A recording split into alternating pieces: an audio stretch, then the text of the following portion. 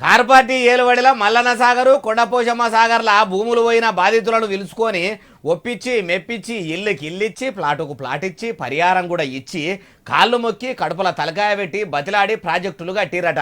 రాత్రికి రాత్రే పోలీసులు పెట్టి ఊర్లకు ఊర్లు ఖాళీ చేయించిందని బాధితులు అంటే ఇట్లెవరన్నారే బాలన్న అంటారా? ఇక చెప్తా పాండ్రి. మీరున్నప్పుడు చేయలేదా? మల్లన్న సాగర్ కట్టలేదా? ఆందోళనలు కాలేదా?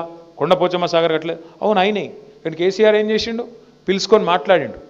ఆ రోజు మంత్రులు డైరెక్ట్గా పోయి రోజులు చర్చలు చేసి ఒప్పించి మెప్పించి వాళ్ళకి ఎంత ఇవ్వాలనో ఇప్పించి అవసరమైతే ప్లాట్ ఇచ్చి ఇల్లు ఇచ్చి పరిహారం ఇచ్చి వాళ్ళకి రేపటి రోజున మీ భూముల విలువ పెడుతుందని చెప్పి సంజాయించి కాలు పట్టుకొని కడుపులో తల పెట్టుకొని ఒప్పించుకున్నాం, ఆఖరికి చేసుకున్నాం. ఈయనరా మాజీ మంత్రి కేటీఆర్ సార్ ఏమంటుండో మరి ఇప్పుడు ఈ ముచ్చట ఎందుకు అంటుండ అంటారా? మొత్తం ఇంటే తెలుస్తుంది ఈ నుండి. మరి వీళ్ళేం చేయాలి? ముఖం చాటేస్తే అయిపోతుందా? అందుకే మీరు దయచేసి చేయాల్సిన డిమాండ్లు మూడే.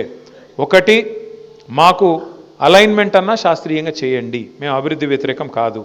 రెండు, నష్టపరిహారం సమంజసంగా ఇవ్వండి. ఇది సరిపోదు, ఏ రకంగా కూడా బహిరంగ మార్కెట్లో ఒక రేటు ఉంది, ఎస్ఆర్ఓ రేట్ ఒకటి ఉంది, మరి దాన్ని పెంచి.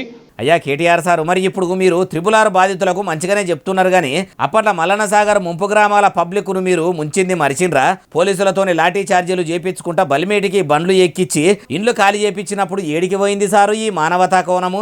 మలి సర్కారును బదనాం చేస్తేందుకు మీ లోపలికి వెళ్ళి మానవత్వం టన్నుల కొద్దీ తన్నుకొని వస్తుందా? మీరు ఇట్లా అంటుంటే ఎట్లున్నదంటే మంది చేస్తే వ్యభిచారం, ఏం చేస్తే సంసారం అన్నట్టే ఉన్నది.